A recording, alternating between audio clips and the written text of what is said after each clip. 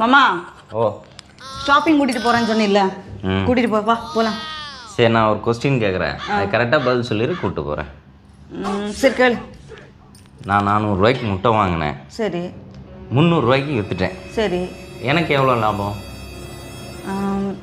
புரியல, இன்னொரு வாட்டி சொல்லு. 100 ரூபாய்க்கு முட்டை வாங்கினேன், 300 ரூபாய்க்கு விற்றுட்டேன், எனக்கு எவ்வளோ லாபம்? 400 ரூபாய்க்கு முட்டை வாங்கி 300 ரூபாய்க்கு விற்றா எப்படி லாபம் வரும்? 100 ரூபா எனக்கு நஷ்டம் தானே வரும். மேக்ஸ் ஃபெயிலா? அது எப்படி கரெக்டாக வரும்? மறுபடியும் சொல்கிறேன், 400 ரூபாய்க்கு முட்டை வாங்கினேன். சரி. சரியா? 300 ரூபாய்க்கு விற்றுட்டேன். சரி. எனக்கு எவ்வளோ ப்ராஃபிட், லாபம்? ப்ராஃபிட் எல்லாம் வராது, 100 ரூபா நஷ்டம் தான் வரும் உனக்கு. எப்படி வரும்? நான் 100 ரூபாய்க்கு முட்டை வாங்குறேன், அதை 300 ரூபாய்க்கு விற்றுனா 200 ரூபா லாபம் இல்லை? நீ 400 ரூபாய்க்கு தானே சொன்ன. நான் 100 ரூபாய்க்கு என்ன, நான் என்ன கைகால காட்டினேன்? 400 ரூபாய்ன்னு 400 ரூபாய்க்கு என்ன புரியா?